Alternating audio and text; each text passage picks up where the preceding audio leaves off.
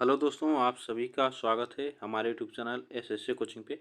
दोस्तों, आज है 23 अक्टूबर और 23 अक्टूबर के जितने भी मोस्ट इम्पॉर्टेंट करंट अफेयर के क्वेश्चन बन सकते हैं, सभी हम लोग करंट अफेयर के प्रश्न करेंगे।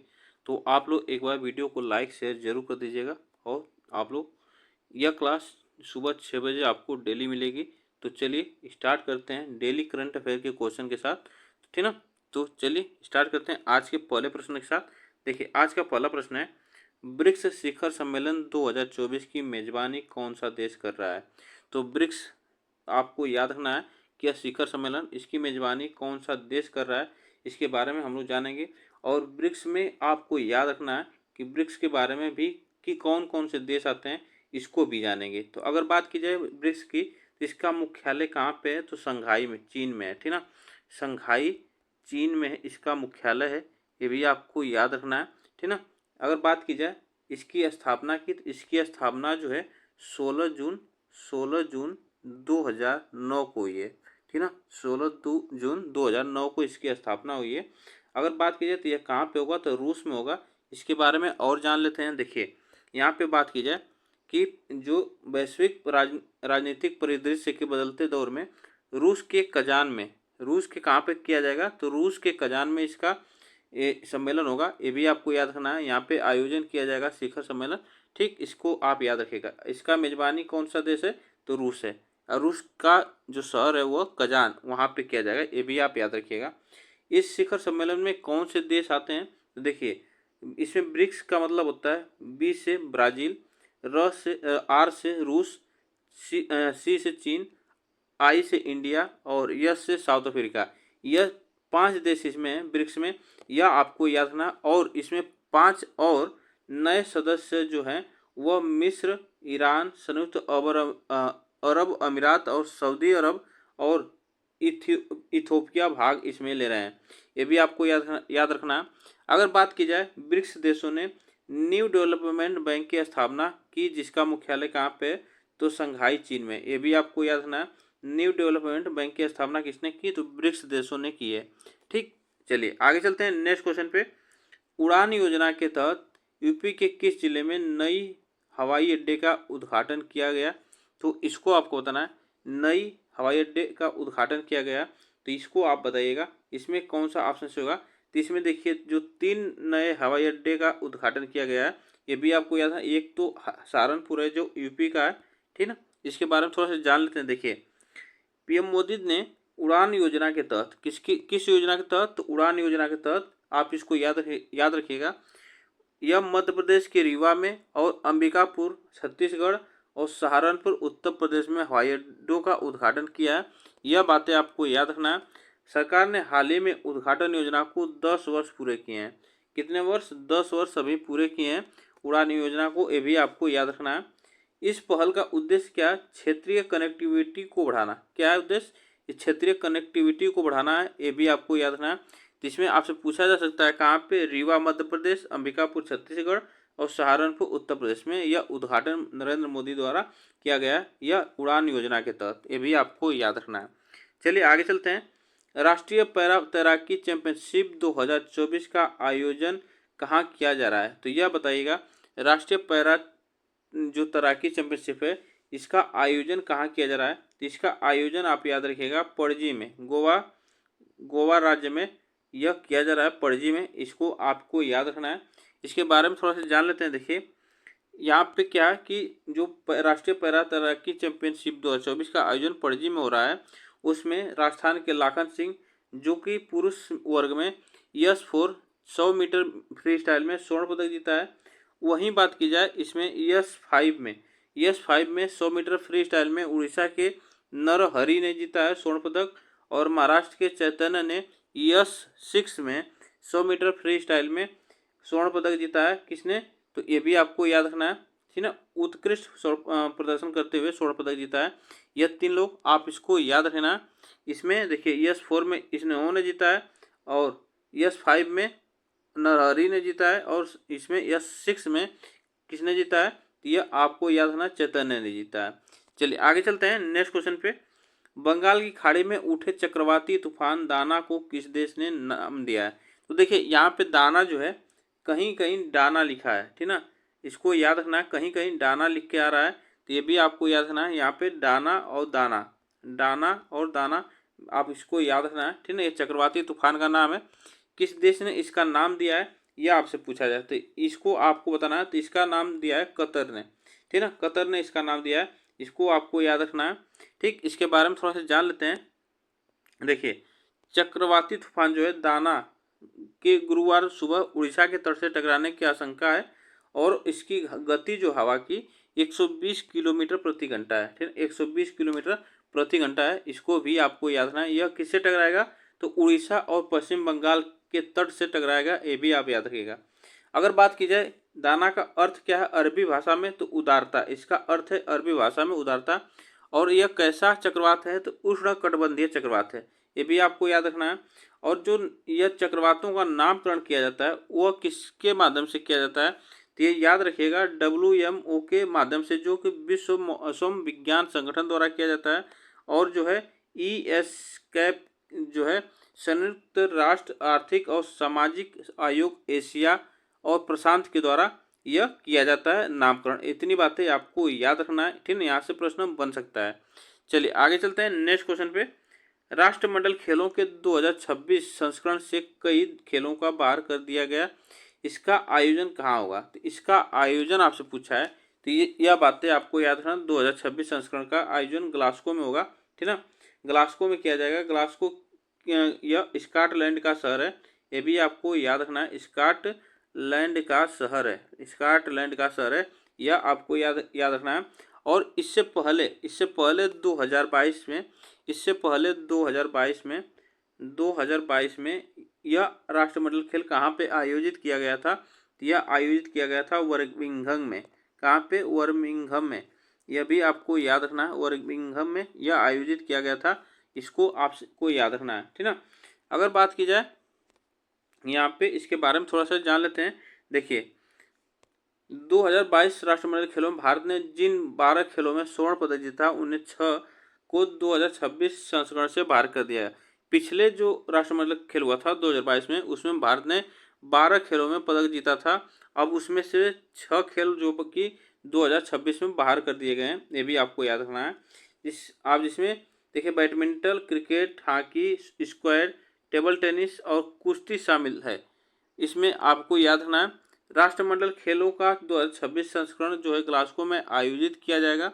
और साल 2022 CWG में भारत ने कुल कितने स्वर्ण पदक जीते थे, तो 22 स्वर्ण जीते थे और 61 पदक जीते थे सभी मिलाकर। तो यह आपको याद रखना है। 2022 में 61 पदक भारत ने जीता था, ये आपको याद रखना है। चलिए आगे चलते हैं।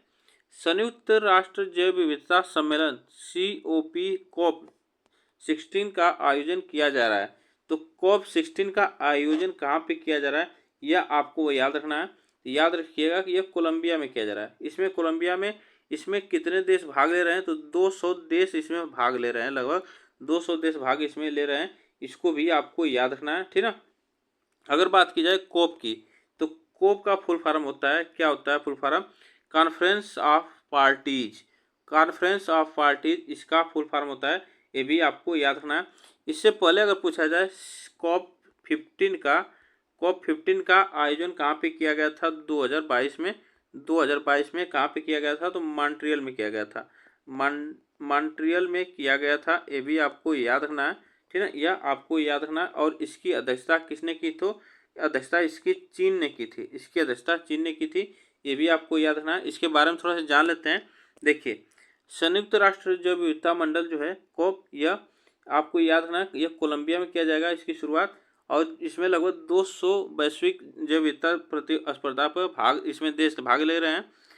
वहीं बात की जाए कोलंबिया की जो पर्यावरण मंत्री और COP16 की अध्यक्षता सुजाना मोहम्मद ने सम्मेलन का उद्घाटन किया। तो किसने किया, सुजाना मोहम्मद ने इसका सम्मेलन का उद्घाटन किया, ये भी आपको याद रखना है। चलिए आगे चलते हैं। दिल्ली और NCR क्षेत्र में ग्रैप के चरण 2 को लागू करने का प्राथमिक कारण क्या है, तो देखिए यह इसका प्राथमिक कारण क्या है कि वह प्रदूषण को बढ़ता स्तर, वहाँ पे जो प्रदूषण है वो उसका स्तर जो है बढ़ रहा है दिन पे दिन। तो वहाँ पे जो डीजल गाड़ी है उसको बैन करना है। और जो ठंड में लकड़ी जलाई जाती है उसको थोड़ा सा रोकथाम के लिए इसके बारे में, यह प्रदूषण को कम करना है, यह इसके ग्रैब चरण 2 को लागू किया गया है। इसके बारे में थोड़ा सा देख लेते हैं। देखिए, ग्रैब का अर्थ होता है ग्रेनेड रिस्पॉन्स एक्शन प्लान, ठीक ना। ग्रेनेड रिस्पॉन्स एक्शन प्लान इसका स्टेज 2 जो है सक्रिय किया गया है। और यह आपको याद रखना है कि एनसीआर क्षेत्र में जो खराब होती है वायु गुणवत्ता, ठीक है ना, वायु गुणवत्ता से संबंधित यह आपको ग्रैब का स्टेज 2 यहाँ पे सक्रिय रूप से आयोजित किया जा रहा है, जो कि सुबह 8 बजे से इसे राष्ट्रीय राजधानी क्षेत्र में लागू किया जाएगा। ये भी आपको याद रखना कब से, तो 22 अक्टूबर 2024 से। चलिए आगे चलते हैं नेक्स्ट क्वेश्चन पे।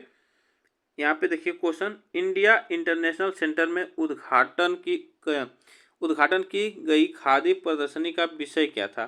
तो बताइएगा, इंडिया इंटरनेशनल सेंटर में उद्घाटन की गई प्रदर्शनी का विषय आपसे पूछा है, तो इसका विषय आप याद रखिएगा। इसका विषय क्या था? इसका khadi the fabric of freedom, the language of fashion, इसका जो विषय था, थीम था, ये भी आपको याद रखना है। यहाँ से प्रश्न बन सकता है। चलिए आगे चलते हैं नेक्स्ट क्वेश्चन पे। देखिए, और यह जो है KVIC के अध्यक्ष श्री मनोज कुमार द्वारा नई दिल्ली में किया गया, ये भी आपको याद रखना है। चलिए, आई स्टाल रिपोर्ट के अनुसार वैश्विक सार्वजनिक ऋण 2024 के अंत तक, ठीक, 2024 के अंत तक, 1 मिनट इसमें देखिए, 1 मिनट, हाँ यही ऑप्शन सही है। चलिए, आई स्टाल की रिपोर्ट के अनुसार जो है वैश्विक सार्वजनिक ऋण 2024 के अंत तक वैश्विक GDP का कितना प्रतिशत होगा। यहाँ पे कितना प्रतिशत पूछा होगा, यह आपको बताना है। तो इसमें याद रखिएगा, यह 93% होगा, ठीक ना। 93% इसका होगा, इसको आपको याद रखना है। देखिए, इसमें 93% होगा, इसको आप याद रखिएगा। जो वैश्विक सार्वजनिक ऋण 2024 के अंत तक इसमें पूछा है GDP कितना होगी, तो 93% होगी। आगे चलते हैं। किस देश ने हाल ही में भारतीय नागरिकों के लिए नई वीजा ऑन अराइवल नीति शुरू की है? तो देखिए, यह भारत के नागरिकों के लिए की गई है, ठीक ना। किसने की है? यह UAE ने की है। किसने? UAE ने की है, ये भी आपको याद रखना है। यहाँ पे जो कि यात्रियों को बढ़ावा देने के लिए वहाँ पे की गई है UAE में, जो कि यह 14 दिन के वहाँ पे पहुँचने के बाद 14 दिन की वीज़ा के वहाँ पे रह सकते हैं। अगर इसको बढ़ाना चाहते हैं तो कुछ आपको बढ़ा सकते हैं, कितने? 60 दिन इसको बढ़ा सकते हैं, ये भी आपको याद रखना होगा। यहाँ से प्रश्न पूछा जा सकता है। अगर बात की जाए UAE की, तो UAE की जो राजधानी है अबू धाबी है, ये भी आपको याद रखना है। अबू धाबी यह राजधानी है, ठीक ना। अगर बात की जाए यहाँ की मुद्रा की, तो यहाँ की मुद्रा क्या है? दिरहम है, ठीक ना। दिरहम यहाँ की मुद्रा है UAE की, ठीक ना। यह आपको याद रखना है। चलिए आगे चलते हैं नेक्स्ट क्वेश्चन पे। हाल ही में कहाँ श्रम एवं रोजगार मंत्री श्रम पोर्टल्स का शुभारंभ किया गया? तो यह कहाँ पे किया गया इसका शुभारंभ? तो यह किया गया, याद रखिएगा, यह नई दिल्ली में इसका शुभारंभ किया गया। किसके द्वारा? तो भारत सरकार के द्वारा यह शुरू की गई है, ठीक ना। यह आप इतनी बातें याद रखना। चलिए आगे चलते हैं। हाल ही में उत्तर प्रदेश के वाराणसी में शंकर महोत्सव आश्रम का उद्घाटन हुआ है। तो शंकर महोत्सव का उद्घाटन हुआ है, तो यह आपको याद रखना है। यह किसके द्वारा हुआ? तो प्रधानमंत्री के द्वारा हुआ है, ये भी आपको याद रखना है। तो देखिए, वाराणसी को क्या कहा जाता है? घाटों का शहर कहा जाता है, घाटों के लिए प्रसिद्ध है। तो यह भी आपको याद रखना है, घाटों के लिए प्रसिद्ध है। और यहीं पे गौतम बुद्ध जी ने अपना उपदेश दिया था वाराणसी सारनाथ में, ये भी आपको याद रखना है। चलिए आगे चलते हैं नेक्स्ट क्वेश्चन पे। हाल ही में क्षेत्रीय संपर्क योजना उड़े देश का आम नागरिक ने अपने लॉन्च के वर्ष पूरे किए हैं। तो अपने लॉन्च के वर्ष पूरे किए हैं, यह आपको बताना है। अपने लॉन्च के वर्ष पूरे किए हैं, तो यह आपको बताना है। उड़े देश का आम नागरिक, यह किसके अंतर्गत? उड़ान योजना के अंतर्गत आता है। यह आपको इतनी बातें याद रखना है। उड़ान योजना के अंतर्गत आता है, ये भी आपको याद रखना है। तो यह आपको याद रखना है। यह 8 वर्ष पूरे किए हैं, ये भी आप याद रखिएगा। यहाँ से प्रश्न बन सकता है। और इसकी जो शुरुआत की गई थी, कब से शुरुआत की गई थी? तो याद रखिएगा 2016 में इसकी शुरुआत की गई थी। 2016 में, ठीक, इसकी शुरुआत की गई थी। आगे चलते हैं नेक्स्ट क्वेश्चन पे। हाल ही में देखिए क्वेश्चन थोड़ा सा बड़ा है, इसको छोटा कर लेते हैं। हाल ही में भारत के प्रधानमंत्री अंतर्राष्ट्रीय अभिधम्म दिवस और किस भाषा को मान्यता देने के उपलक्ष्य में आयोजित कार्य समारोह में भाग लिया है? तो आयोजित समारोह में भाग लिया है, तो वह भाषा जो है यह पाली भाषा है। यह पाली भाषा को, यह आपको याद रखना, शास्त्रीय भाषा इससे मान्यता दी गई है। ये भी आप इतनी बातें याद रखना, क्योंकि बौद्ध धर्म जो बुद्ध जी थे उनकी जो भाषा थी वह ज़्यादातर उनकी जो ग्रंथ थे उनको सबसे ज़्यादा वो पाली भाषा में लिखे थे, इसीलिए इन्हें इस भाषा को मान्यता दी गई। ये भी आपको याद रखना है। चलिए आगे चलते हैं। महिला फुटबॉल में विश्व में सर्वाधिक गोल 190 गोल करने वाली खिलाड़ी कौन, बताइए। तो विश्व फुटबॉल में यह सबसे अधिक गोल करने वाली महिला और पुरुष में भी यह मिलाकर सबसे अधिक गोल करने वाली महिला खिलाड़ी हुआ कौन सी है? क्रिस्टियन सिंक्लेयर यह बनी है।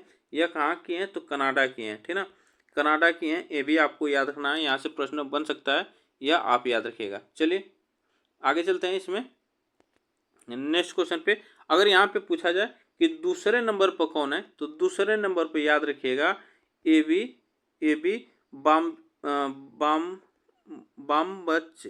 ए बी बाम्बच जो कि 184 गोल किए हैं, यह दूसरे नंबर पे हैं। ये भी आपको याद रखना है।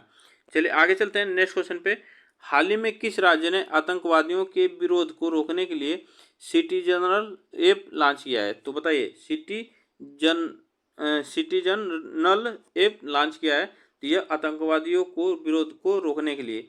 तो वह कौन सा राज्य है? तो याद रखिएगा वह राज्य है केरल, ठीक ना, यह केरल राज्य है। केरल राज्य के सीएम कौन है? तो यह याद रखिएगा पिनराई विजयन, ठीक ना, पिनराई विजयन, ठीक ना, पिनराई विजयन है, यह भी आपको याद रखना है। और केरल की राजधानी तिरुवनंतपुरम है। चलिए आगे चलते हैं नेक्स्ट क्वेश्चन पे। भारत और किस देश की नौसेना के बीच नसीम अल बहर नौसैनिक प्रशिक्षु की नियुक्ति की हुई है? तो यह याद रखिएगा ओमान। यह ओमान देश के बीच नसीम अल बहर के साथ नौसेना के बीच क्या होता है? अभ्यास हो रहा है। ये भी आपको याद रखना है। यह कहाँ पे किया जा रहा है? तो गोवा के तट पर। कहाँ पे? गोवा तट पर किया जा रहा है। ये भी आपको याद रखना है। अगर बात की जाए ओमान की, तो ओमान की राजधानी मस्कट है, ठीक ना, मस्कट इसकी राजधानी है। और यहाँ की मुद्रा जो है वह क्या है? रियाल, ठीक ना, रियाल यहाँ की मुद्रा है। ये भी आप याद रखिएगा। चलिए आगे चलते हैं। और आज बस हम लोग इतना ही प्रश्न करते हैं। आप बताइएगा यह प्रश्न कैसे लगे। अब वीडियो को आप लोग एक बार लाइक शेयर जरूर कर दीजिएगा और चैनल को सब्सक्राइब कर लीजिएगा, जिससे कि आपको डेली का करंट अफेयर सुबह 6 बजे आपको मिलती रहे। तो आज के लिए बस इतना है। तब तक के लिए थैंक यू सो मच आप सभी को।